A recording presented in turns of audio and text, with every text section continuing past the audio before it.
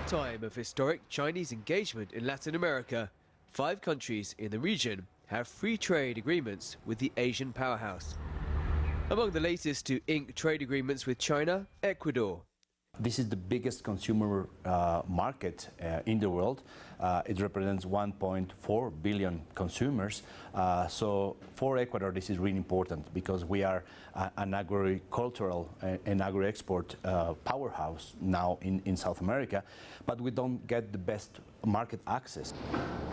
Cut flowers are Ecuador's 3rd biggest export.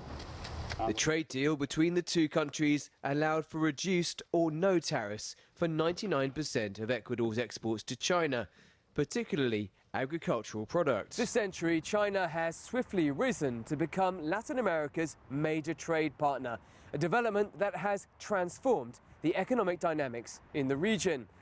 In just 2 decades, trade between China and Latin America has grown by 25 times. Bilateral trade between China and the region went from $12 billion in 2000 to $315 billion in 2020.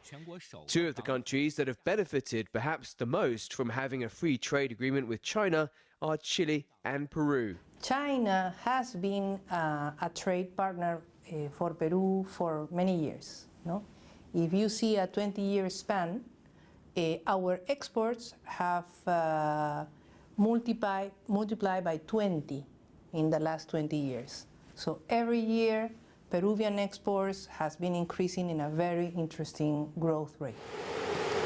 Trade between Peru and China has soared, doubling from 2012 to $33 billion in 2022. Since the late 2000s, Peru has steadily built up more than 20 other bilateral deals for its export-heavy economy, most of them in the Asia-Pacific region. 20 years ago, the agribusiness sector exported $900 million. Now it exports $10 billion, 10 times more. This is significant because it has encouraged more formal employment. As of 2022, the trade volume between China and Latin America reached a historic high of more than $480 billion. Experts say, thanks to the Belt and Road Initiative and free trade agreements, that number could grow even more in the coming years. Dan Collyns, CGTN, Lima.